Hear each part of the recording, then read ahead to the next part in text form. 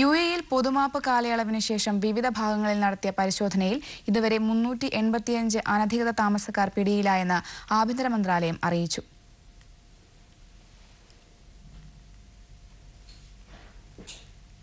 നിയമവിരുദ്ധമായി യുഎഇയിൽ തങ്ങുന്ന വിദേശികൾക്ക് ശിക്ഷകൾ ഇല്ലാതെ രാജ്യം വിടാനായി അവസരമൊരുക്കി യുഎഇ സർക്കാർ അനുവദിച്ച 2 മാസത്തെ പൊതുമാപ്പ് കാലാവധി ഫെബ്രുവരി 4-ന് അവസാനിച്ചതിന് ശേഷം നടത്തിയ തെരച്ചിലിൽ അബുദാബിയിൽ നിന്നും 125 പേരെയും അലൈനിൽ നിന്ന് 100 പേരെയും പിടികൂടിയതായി താമസ കുടിയേറ്റ വകുപ്പ് വിഭാഗം അബുദാബിയിൽ അറിയിച്ചു.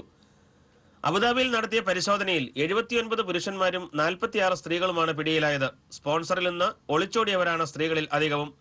ഇവരിൽ ഭൂരിഭാഗവും ഏഷ്യൻ വംശജരാണെന്നും അധികൃതർ അറിയിച്ചു.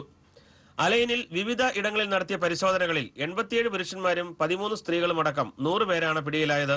പൊതുമാപ്പ് പ്രയോജനപ്പെടുത്താതെ രാജ്യത്ത് തങ്ങുന്ന അനധികൃത താമസക്കാരെ കണ്ടുപിടിക്കാൻ no to violators follow up വിഭാഗം പരിശോധന കർശനമാക്കിയിരുന്നു. ഇത്തരം പരിശോധനകൾ ഇനിയും തുടരുമെന്നും അനധികൃത താമസക്കാരെ ഒഴിവാക്കി രാജ്യത്ത് സുരക്ഷിതമായ ജീവിത സാഹചര്യം ഒരുക്കുന്നതിനുള്ള നടപടികളുമായി പൊതുജനങ്ങൾ സഹകരിക്കണമെന്നും ആഭ്യന്തര വകുപ്പ് മന്ത്രാലയം അബുദാബിയിൽ വാർത്താക്കുറിപ്പിൽ അറിയിച്ചു. Amrita news, Abu Dhabi.